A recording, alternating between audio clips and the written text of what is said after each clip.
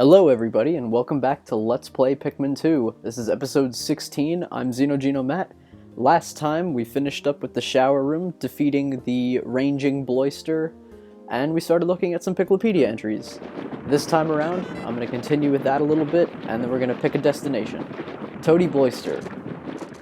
Molluskid Minionicus. Mollusking family. This species of creature has yet to fully evolve from the shelled mollusk to the more advanced Bloister.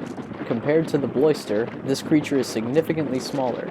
The fact that its mandibles do not protrude as significantly as the ranging Bloister is due in part to the fact that, like most mollusks, its vital organs are located deep within the creature's carapace. And Louis says, "Pan-sear with herbs and oil until lightly crusted on the outside and rosy on the inside."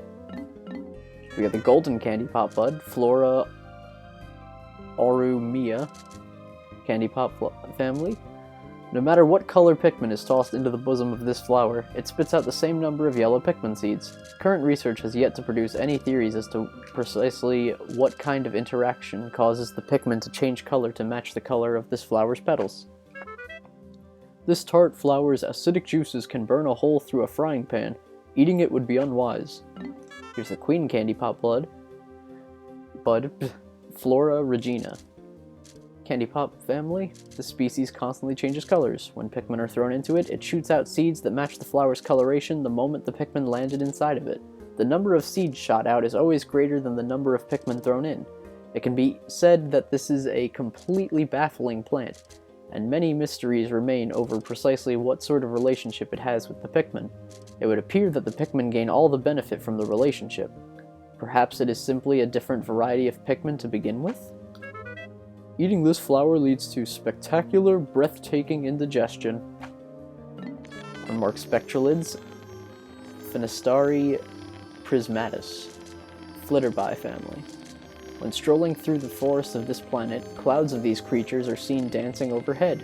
Like flower petals drifting in the breeze, the sight of flutterbys dancing in the lush green overgrowth is unforgettable.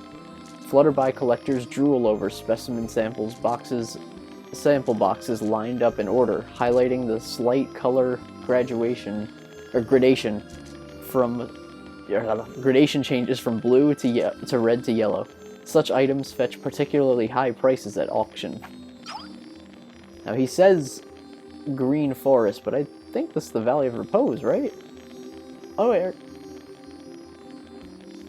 Is this Valley? Yeah. Whatever, Olimar.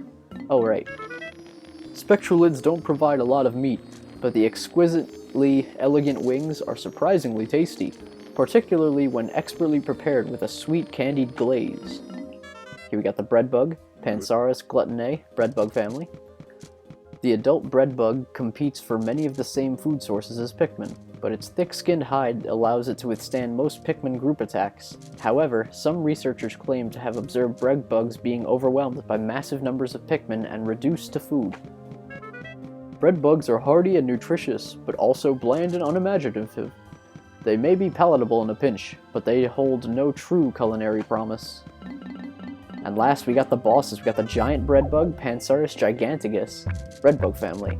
This gargantuan species of the greater breadbug family has a torso so perfectly square that it almost seems like it was formed in a mold. For a brief period after birth, the giant breadbug competes for food with smaller breadbugs, but upon reaching maturity, it seeks out much larger prey. This is the primary reason that two species with similar feeding habits can coexist in the same habitat. Hordes of Pikmin appear to pose the only plausible threat to this massive creature's life. Although cooking this colossal beast yields a mountain of meat, every ounce of it is flavorless, only suitable for intergalactic all-you-can-eat buffets. And last, we got the ranging Bloister, Molluskid predatoria, mollusking family. This species of mollusk has shed its shell through the process of evolution. What appears as a flower-shaped protrusion on its back actually functions as its gills. The ranging Bloister ensnares small animals with its sticky tentacles, reels them in, and consumes them. Observers have noted that this creature exhibits a keen interest in flashing objects. It often tries to capture and ingest these objects. Researchers and explorers equipped with flashing identification beacons should be wary when in close proximity to this dangerous predator. The gills are best prepared deep-fried in an herb and bread crumb batter. Also tasty, poached and drenched with fine soy sauce. And in terms of treasures, let's see what we got here. Let's do some of the favorites. Let's start with the weed. The ship seems to think this leaf would be a smash hit among naturalist interior designers. I just think it looks and feels like a soft blanket. In the interest of scientific discovery, I'd better give it a test run.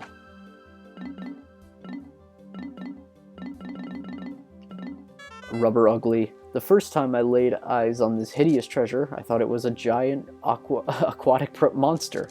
Took me several terror-filled seconds to realize it's just an ugly statue. What a relief. I was ready to run all the way back to Hokotate. Classic. That'll be it for now. I don't want to drag this out too long. Alright. So we've done a lot in the perplexing pool.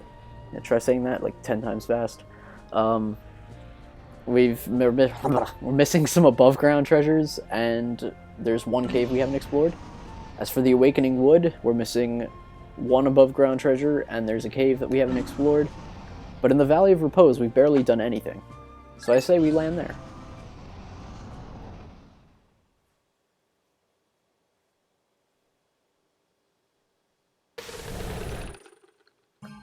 Alright, back once again here, this time, all 5 varieties of Pikmin. Actually, Louie, you stay here. Let's go with 35 blows. Actually, I don't know why I don't think there's really a reason to hold back right yet. Also, Louie, you're not coming with us.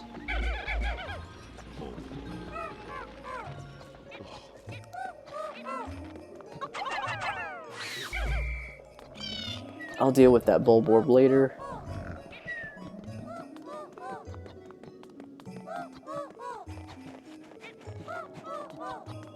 Here's some water that we were stuck against earlier. And there's a gate here. But now that we have blue Pikmin, we can take it down. I see a lot of comments asking for a Black Ops 4 campaign. We'll get to that, don't worry. It's on the way. Within the next few months, I've got a whole backlog of things, of games to play, and eventually maybe even stream, not sure. But yeah, Black Ops 4 campaign, oh, I've heard it's great. I've heard it really, it flies by, you know? Like, one moment you're playing it, and blam, it's over. Anyway, we've drained the water from this side of the pond, so we can now bring other types of Pikmin to at least over here. But there's still the matter of this whole chasm that we have to cross. Get a water dumple. Don't worry, the Pikmin that it tried to eat are fine. Ow. But the Olimar that it tried to eat is hurt. New enemy right here. This is a variation on the armored cannon beetle larva. This is the decorated armored cannon beetle larva. Now the main difference between the two is in the rocks. Look at this rock. No, do not throw. Do not throw. Oh. Okay, we're good. You'll notice that these rocks actually home in on Olimar and can be used against him. The decorated cannon beetle, not Olimar. I mean, they can be used against Olimar. But yeah, the easier strategy is just to, you know, not have any Pikmin with you and just have Olimar and just run the boulder in a circle and have him destroy himself. Have him play himself. Alright, we got one on fire.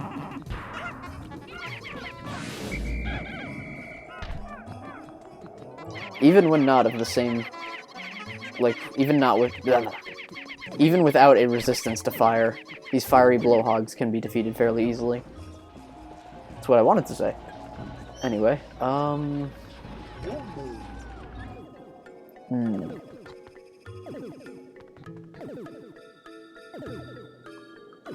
Okay, I think I know where I'm gonna go. There's not really too much left of this area. I mean, there's a decent chunk, but there's two caves here, and they're both pretty close together. I think we're gonna tackle one of those today. Or at least get into it, and maybe do a sub-level or two. Alright, let's throw everyone back in, because if not, they'll put away all the flowers, and I'll be left with those leaves. I know that the cave I want to go in has every single hazard, I believe. So I'm going to go with... Let's go 25 reds.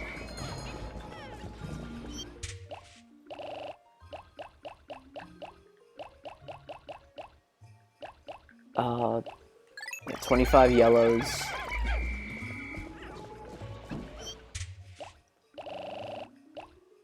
Let's go 30 blues.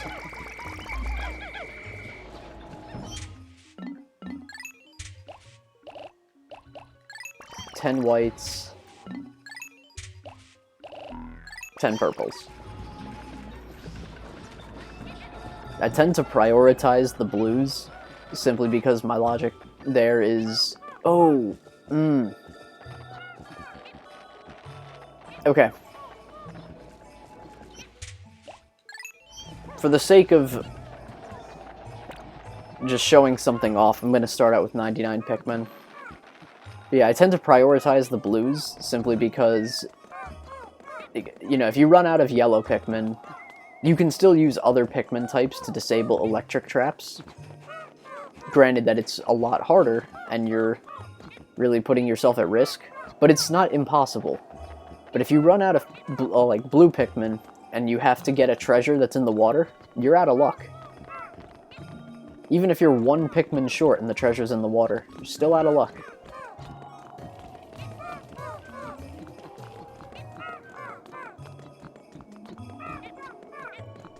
Of course, white Pikmin are always good to have, just for that ability to get treasures that are underground.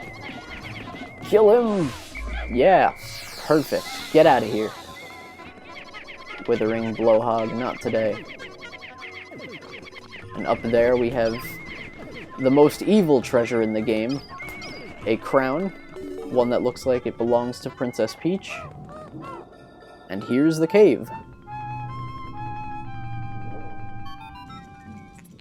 Yet another cave discovered, venturing to the farthest reaches has proven rewarding.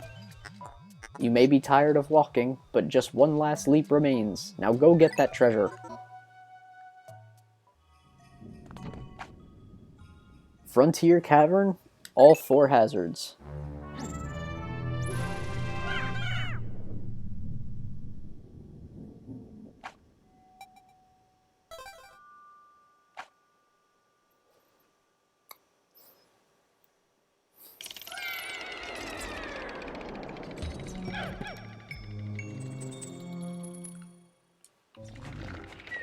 Right away, oh my gosh, there's a lot happening. New enemy, doodlebugs. They are a variation of, no. Sorry, trying to, like, focus on not poisoning everyone. They're a variation on, come on. Alright, well, he's gone. They were a variation on the, your typical, like, iridescent flint beetles. And, basically, they leave little poison farts behind everywhere they go. So be advised when dealing with them. But if you manage to hit them 2 times or 3 times, they'll drop purple potions, so they're well worth it. And over here we have a new enemy. This is a hairy bulborb. This is the species of bulborb that the dwarf snow bulborbs are mimicking with their coloration.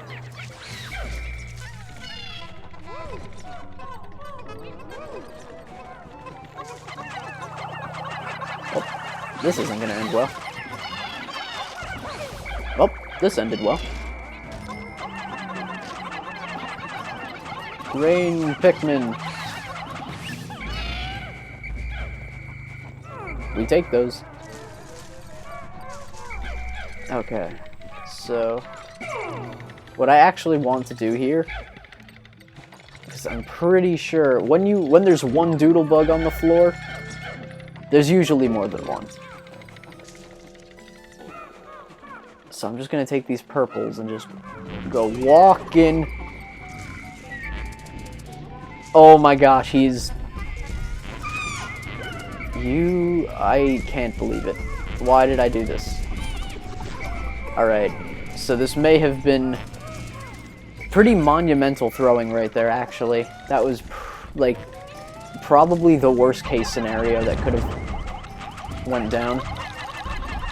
Considering that hairy bulborbs actually don't put up much of a fight, and I've lost 3 very useful Pikmin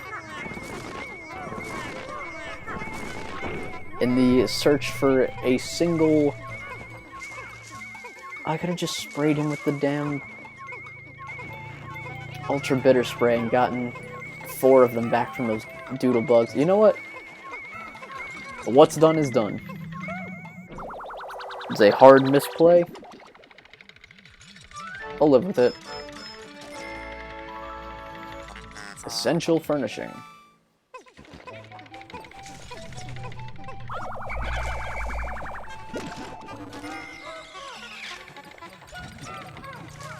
Come along, yellow Pikmin. There's still one more treasure somewhere. Let me guess, it's also right over there and it's buried on the other side.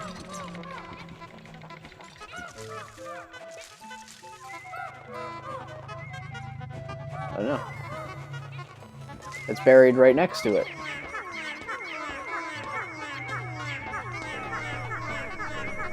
Come on, guys, you can see it now. There we go. Although I can't see it. Oh, now I can.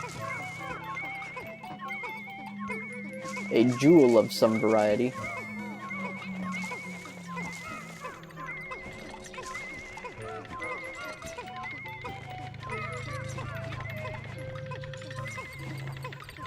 Wait, why am I waiting here? I can just peace out and run to the hole. 70 Pokos? It's the Essence of Rage. That's a very fitting treasure considering the events of this floor.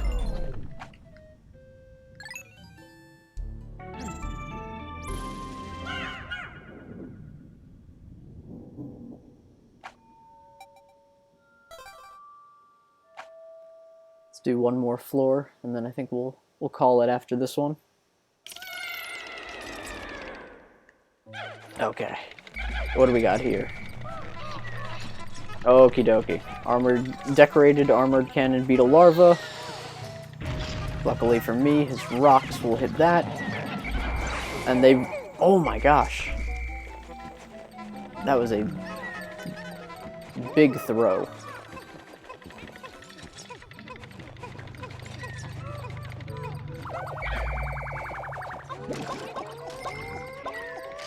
It just seems to be a whole nother...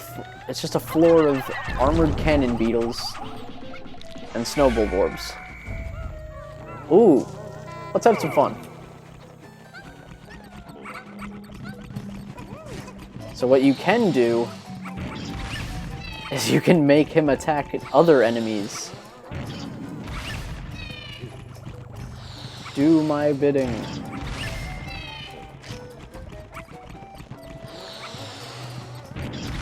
Oh my gosh, can I go 5 for 5? Like a charm. And not only that, but those bodies now set up a defensive barrier against boulders. Here we go. I'm so confident in my strategy. Oh, thank God that worked. Yeah. This poor guy stands no chance now. Not only has he killed all of the enemies that I was facing, but he's ensured his own defeat. He's inhibited his own ability to attack me. Here we got a nice stocking. Wait, actually, Alright, like like 15 years of playing this game, and I just realized that I can throw yellow Pikmin to get this. Alright, well, existential nightmare, or existential crisis time. Why did I never try that? Why would I always walk across that? Whatever. They've now fused Dragon Ball Z style and have become Prez King. We'll go with the latter. I think that's it for this floor, once they get back.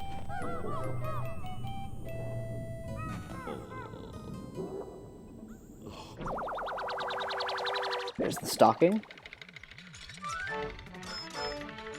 85 Pokos, the icon of progress.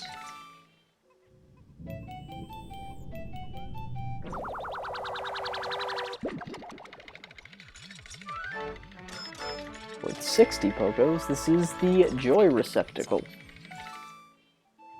Alright, and that seems to be the last treasure of the floor, so I'm going to go ahead and call it here. Next time on Let's Play Pikmin 2, we'll continue on our way down through Frontier Cavern. See you guys then.